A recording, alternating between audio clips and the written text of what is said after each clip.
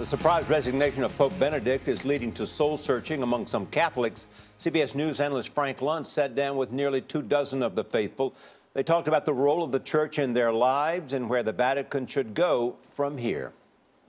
Pope Benedict did something that no pope has done in 600 years. He's calling it quits. That poses a question for Catholics in this country. How important is the Pope to your own faith? He's very important. Okay, one at a time. He's the main figure of the church. Everybody looks to him for the answer of everything. But I mean, if he's not going to be there, then who is everybody going to turn to? You're 20 years old. Right. You don't look like a churchgoer. I know. But what does he represent to you that makes him so important? He's that miracle behind the faith. Like, he will be there whenever something goes wrong. First, when I heard it, the first thing I thought is, what scandal is going to come up?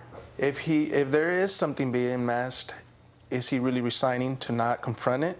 To me, it's a letdown. I just feel that I've been let down. It's discouraging. It's discouraging. It lets us down and feels like we don't have a leader, someone that leads by the Catholic religion. I disagree. I think it's for the good for all masses. Yeah. He wants to be fully functional 100% to all. And if he can't conform to the duties of the Pope, then he should step aside and... I want to understand what Catholicism means to you personally. Catholicism and Christianity is you live it.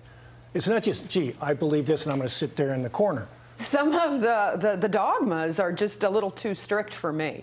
I do believe in compassion, but I think, I'm a little more open with choice. I think, women's right to choose. That goes against the Catholic Church. I don't believe in abortion. However, in this society now, I'm just not going to tell somebody else you can't do it, and that kind of puts you at odds with your own beliefs.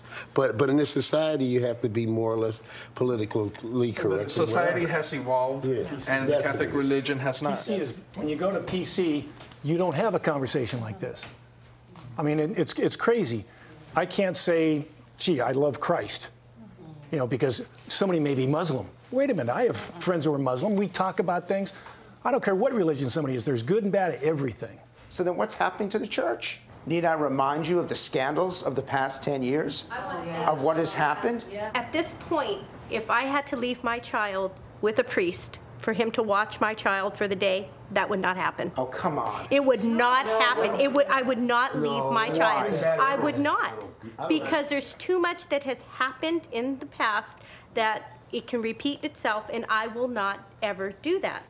Who in this room would be uncomfortable leaving their children with a priest? Depends on the priest. Why? The priest is supposed to be the most... I understand that. However, you leave your child in good faith, right? For them to learn something from the priest, not for them to be abused. So who do you blame? Do you blame those who've lost faith? I blame the priests that have done it, but you can't blame every priest. So looking at the fact that there will be a new pope, looking at the scandals, and listening to your description of your faith, are the best years of the Catholic Church still ahead? The Catholic religion has to regain the trust of its followers. They need to take accountability. They need to take accountability. That's the first step in gaining the trust. I think that for our next pope is that we're going to have to get somebody that's reinvigorating to the religion, somebody that's, I guess, quote unquote, like more out of the box. Someone that we can look to, that we can feel that we'll be secure with for a while. How many of you believe you're going to live a better life after you leave this world? Raise your hands.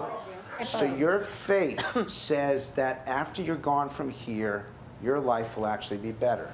Yes, definitely. It's got to be better than this. Frank Luntz joins us now. Frank, so summarize. What do they want in a pope, and what do they want for their church? What kind of church? They're hoping for somebody younger because they want the enthusiasm and energy that Pope John Paul II brought to the Catholic Church. They want someone who doesn't necessarily look like them. They want someone who really has a sense of passion that wants to reignite Catholicism, not just in America, but across the globe. Did they say, you said they want someone who doesn't necessarily look like them. Did they mention Latin America or Africa? They mentioned there's a Catholic leader out of Brazil that several of them spoke of. Basically, what they're looking for is someone who will bring accountability to the church, someone who will reinvigorate that sense of enthusiasm for Catholicism, and someone who's going to be around for a long, long time. Frank Luntz, thank you.